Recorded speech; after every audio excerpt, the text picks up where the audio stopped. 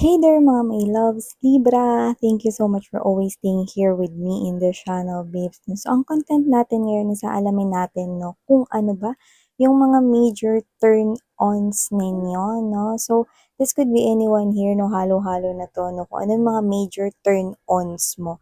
Kumbaga, ano yung mga mas pinaka napapansin ng mga tao sa'yo, mga magagandang katangian, ganun. No? So, you could be hearing that already. Pwede rin namang hindi mo pa yun knows. Libra. Kaya naman alamin natin no, kung ano ba yung mga magandang sinasabi nila no, or turn-ons nila sa'yo. So, bago tayo mag-start na, let me just greet everybody. Hi and hello pala sa mga new subscribers. Ako po si Yan. Welcome tuloy po kayo rito sa aming community. At sa mga pabalik-balik ko rito mga subscribers, thank you so much sa inyong walang sawang pag-suporta. So yun nga, no, let's go ahead and check this out. Tayong gender, bahay, lalaki, LGBT, cross-watchers.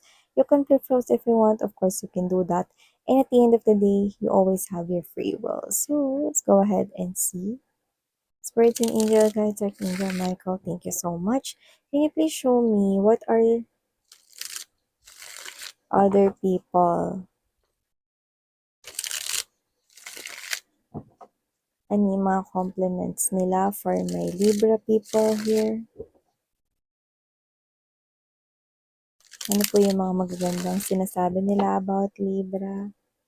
Can you please show me?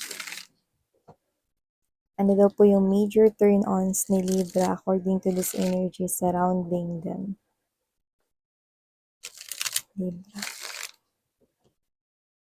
Libra.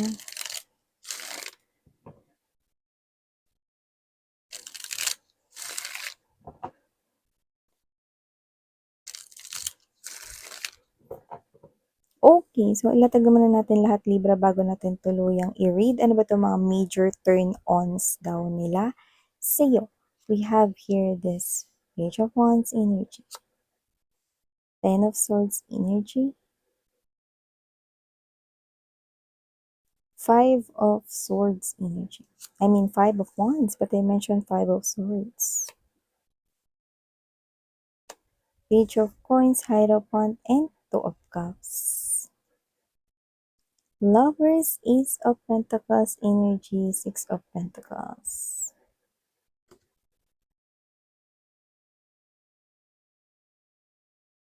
So, we have here Judgment, Ace of Swords, and there's this Seven of Swords. I think this is your friend. Kasi this is someone here na sinasabi niya dito na ang major turn-on daw ni Libra is magaling ka raw talagang mag-keep ng secret, no? Pwedeng marami kayong magfi-friends kayo, no? Pero posibleng ikaw yung pinagsabihan niya. Ngayon, kahit na meron pa kayong other friends, hindi mo yung sinabi sa iba. So, this person here admires you for being such, as mapagkakatiwalaan na friend or kaibigan rito, no? So, parang sinabi mo sa kanya rito, ginarantiya mo talaga that yung secret niya is safe with you. So, kung sino man tong energy na to na nakikita ko rito na Libra, na ito yung klase ng energy rito na, alam mo yun, na, na talagang nakikita niya na ikaw ay mapagkakatiwalaan. So, yun nakikita ko rito. And also, I'm seeing right here, Libra, that there is someone here, no, that with the Ace of Pentacles energy, lovers, and there's this Six of Coins energy, I think this is your person here. Meron ba itong nasa loob lang ng isang bagong connection or bagong love life, ganyan, no? Like, kakasimula pa lang or feels like simula pa lang, no? This person here admires that you are giving him or her time. Nag-effort ka sa kanya rito, no? Talagang kahit na busy ka, pinapakita mo daw sa kanya talaga na talagang love mo siya, no? Or maybe this is your friend, no? Alam rin siguro nila na ikaw ay nasa isang bagong relationship, no? At nakikita nila kung paano ka rito nag-e-effort with your partner, no? Kasi yung iba, posibleng hindi nyo katrabaho yan. Pwedeng yung partner ninyo is nagkatrabaho sa ibang place, pero alam mo yun, kahit na magkaiba kayo dito ng workplace, no? You always make time para sunduin siya. Isa lang yun sa example, no? Kahit sabihin na natin, no, na nasa north ka, nasa south siya. You really do your best, no, to express your feelings for that new connection or new person in your life. Yan, no? At kung matagal naman na kayo na may ka-in relationship, nakikita ko rito that your person is sobrang happy siya rito. Major turn on mo yung napagtitiisan mo daw siya. So, hindi naman matigas yung ulo niya rito 'no, pero minsan pasaway. Pero kung sino man siya, ina-admire niya rito yung pagiging pasensyoso mo 'no, at pagiging maunawain with the Hierophant energy. Love mo pa rin daw siya at hindi ka rito sumusuko sa kanya kahit na minsan para siyang may tililing, yun ang sinasabi niya rito 'no. So, maaaring yung person mo is someone who is funny, vibrant ang kanyang energy, positive yung energy niya, pero may pagkamakulit 'no. So, puwedeng ito yung person na puwedeng, meron siya rito mga parang bagay na ginagawa 'no, na parang childish 'no, not literally throwing tantrums, pero makulit siya, 'yan 'no. Yun yung nakikita ko dito sa energy. Kahit makulit siya, hindi ka pa rin nagbabago sa kanya, 'yan. So, ina-admire niya yung pagiging pasensyoso mo 'no, pero ayaw niyang subukan pa lalo yung pagiging pasensyoso mo. Kasi ayaw niya mag-end ang inyong connection. So, yan. And also, I'm seeing right here that with the Page of Wands energy and there's this Page of Pentacles, nakikita ko rito, no, na kayo to na yung plano ninyo, hindi yung focus-focus lang. Pinag-isipan niyo talaga yung plano ninyo at parang bata pa lang kayo, ganyan na kayo. Yung iba sa inyo talagang literal na young pa kayo at age, na parang early 30s lang and nasa 20s lang yung iba sa inyo. Pero posible rin naman 'no, dahil wala tayong age dito sa tarot, posible rin naman na sa batang edad ninyo 'no, alam niyo na kung papaano rito mag-manage ng inyong sariling problems 'no. So nakikita ko rito na hindi kayo yung focus-focus lang, yung mema lang, hindi 'no. Kaya dito yung energy na na pinag-iisipan ng lahat ng gagawin ninyo bago ninyo gawin 'yan.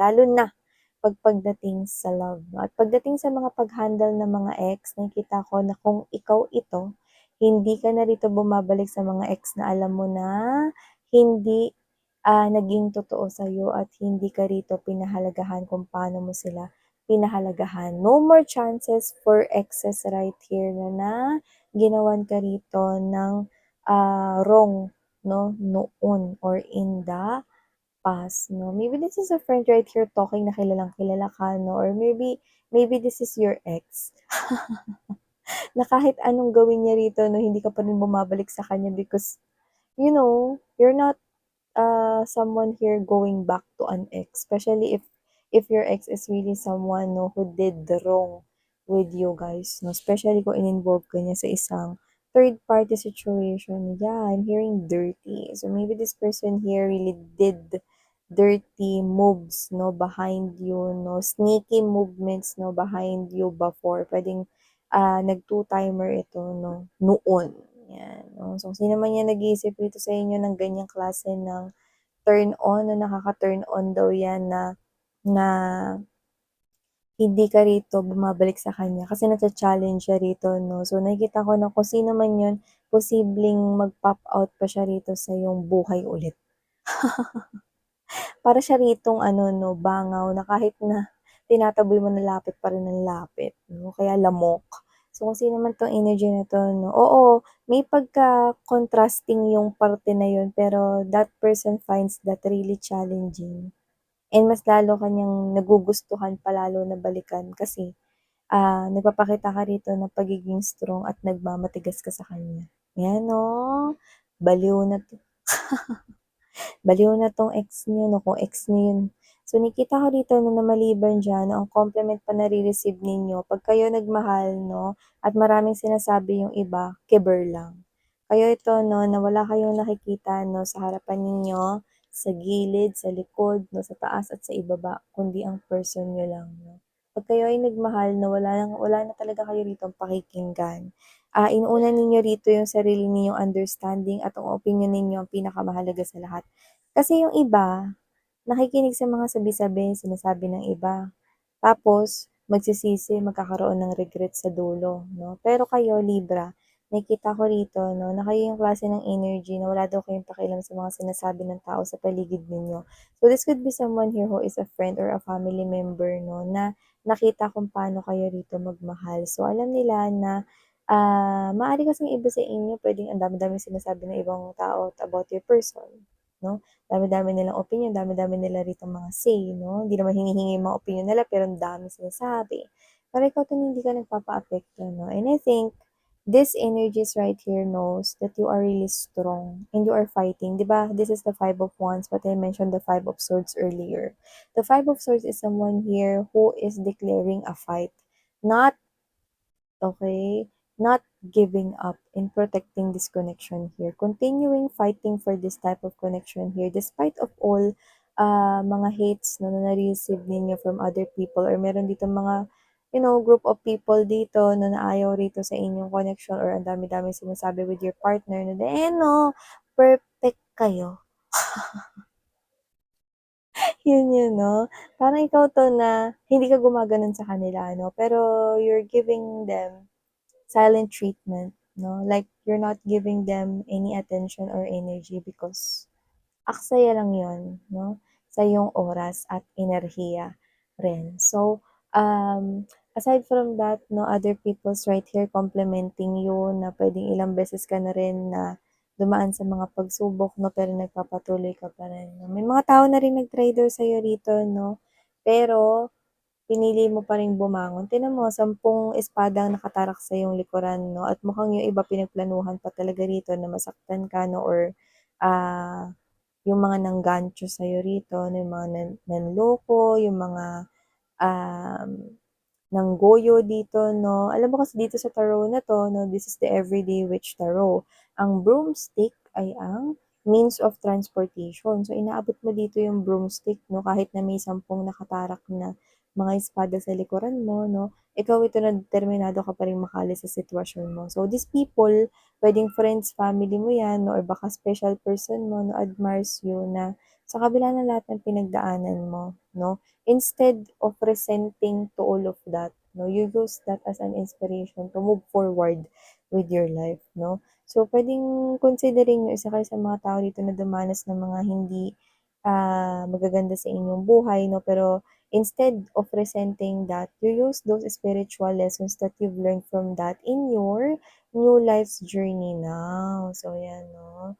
Nakikita ko dito mga babes, no, that this is you. You are so brave na nagtitiwala kayo ulit sa love 'no, lalo na kung may bago kayong ko-connect ngayon 'no. I'm seeing someone here really in love 'no, and I think that's coming from your energy. Someone here makes you feel that you are someone here worthy of love.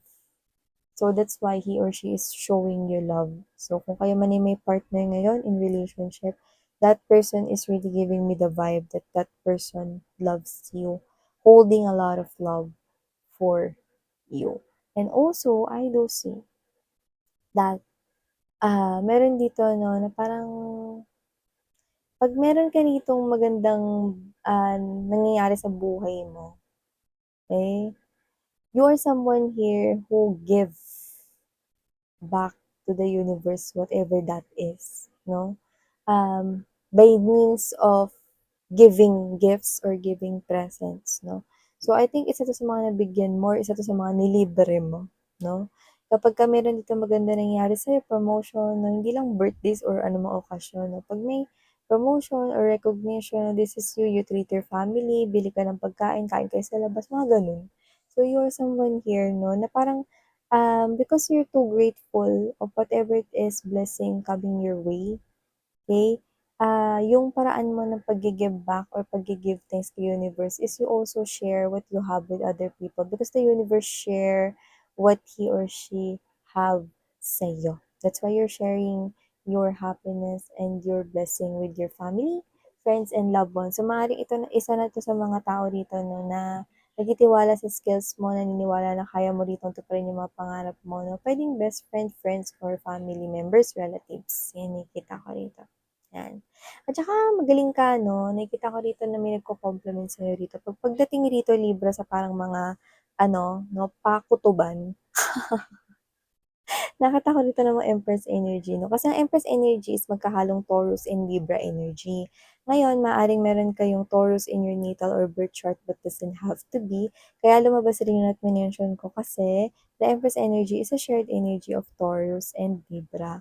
So ibig sabihin nun 'no, meron din kayong tinataglay dito na na kasipagan 'no, at meron rin kayo ditong tinataglay rito na parang, abundance, prosperity in you.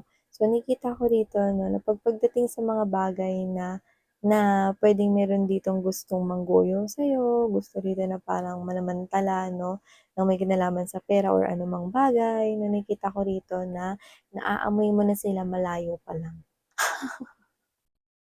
Magaling ka rito 'no, parang kumilatis 'no, ng mga tao rito 'no, yung nakikita ko rito. And I think namamangha yung mga people around you 'no, kasi parang everytime na hihingi siguro sila sa'yo ng advice, posibleng gano'n or nakakausap ka nila about a certain people or certain person 'no, laging tama yung mga sinasabi mo. Alam mo mare, tama yung sinabi mo sa'kin tungkol dun sa kausap ko. Ay naku, buti na lang talaga nakinig ako sa'yo, ayan oh. And at hindi lang 'yan nagkataon 'no, ilan na rin yung mga dito na naging ganyan kasi malakas yung kutob mo, you are the Empress.